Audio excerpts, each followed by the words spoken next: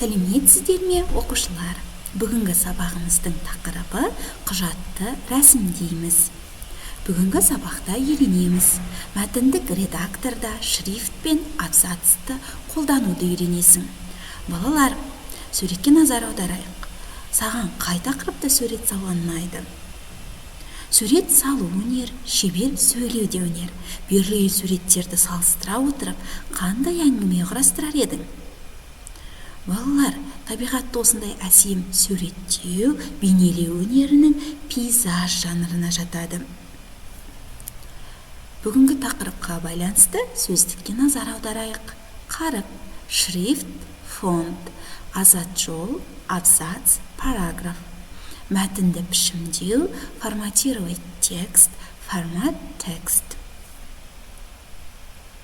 Балалар, мәтіндік құжатты құру барысы 3 кезеңде жүргізіледі.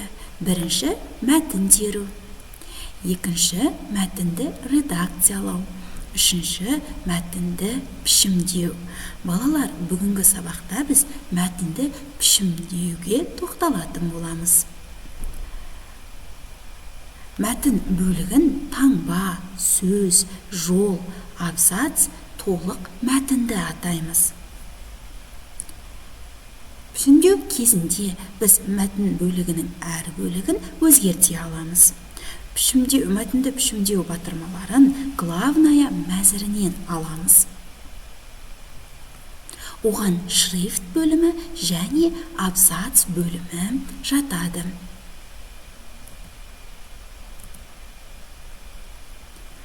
Шрифт бөлімі арқылы біз қаріптің түрін таңдай аламыз.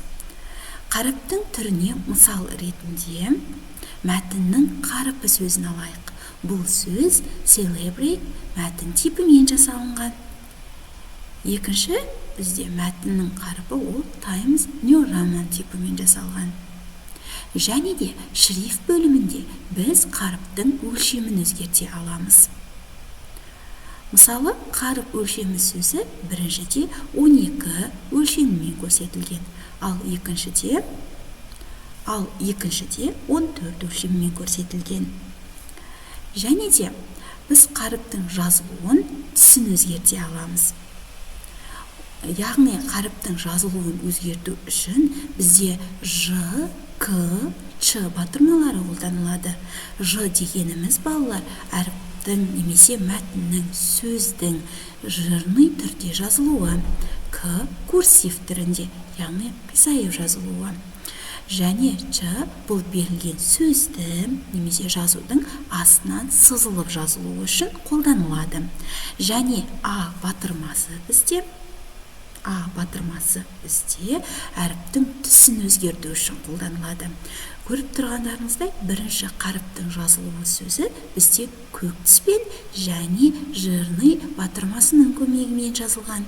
Екіншіде қаріптің жазылуы бізде қызыл түспен және курсив батырмасының көмегімен жасалынған.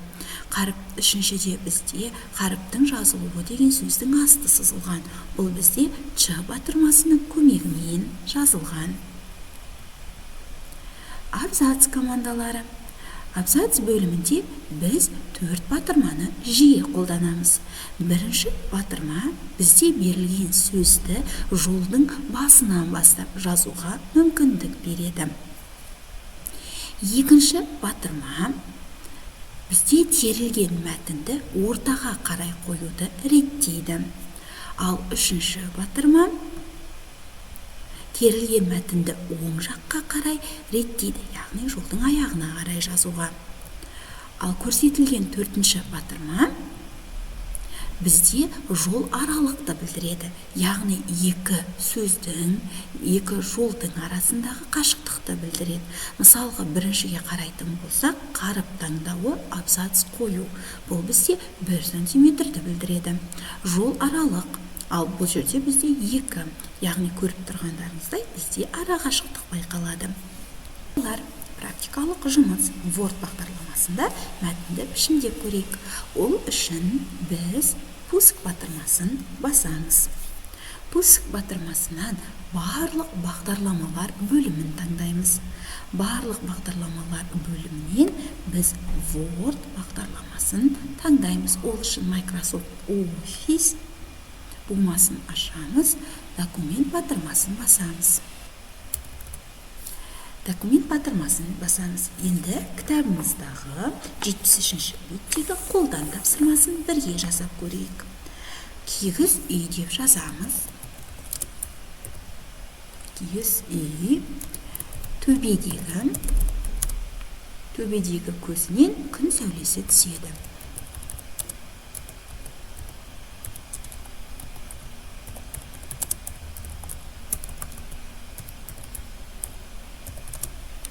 Енді кітапқа назар аударсақ, бізде кигіз үй сөзі көк түспен көрсетілген. Ол үшін кигіз үй сөзін белгілеп аламыз және а батырмасының көмегімен оның түсін көк түсті таңдаймыз.